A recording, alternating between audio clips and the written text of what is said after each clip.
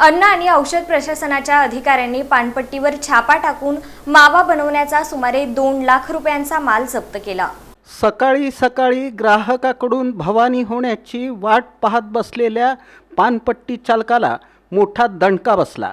सकाळी 7:30 वाजताच अन्न आणि औषध प्रशासनाच्या अधिकाऱ्यांनी पानपट्टीवर छापा टाकून मावा बनवण्याचा सुमारे 2 लाख रुपयांचा माल जप्त केला।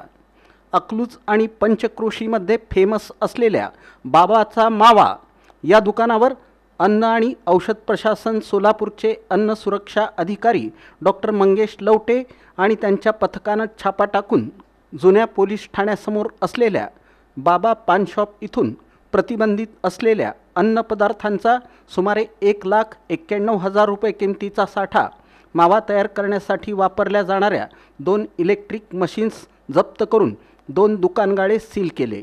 दुकान मालक हर्षद शिवाजी होनप आणि तानाजी शिवाजी भोसले यांना अटक केली। अन्न व्यावसायिकांनी अन्न आणि औषध प्रशासनाचा अधिकृत परवाना घेऊनच व्यवसाय सुरू ठेवावा, तसंच गुटखा, मावा, पान मसाला आणि सुगंधित तंबाखू यासारख्या प्रतिबंधित पदार्थांची विक्री आपल्या आस्थापनेतून होणार नाही याची दक्षता घ्यावी।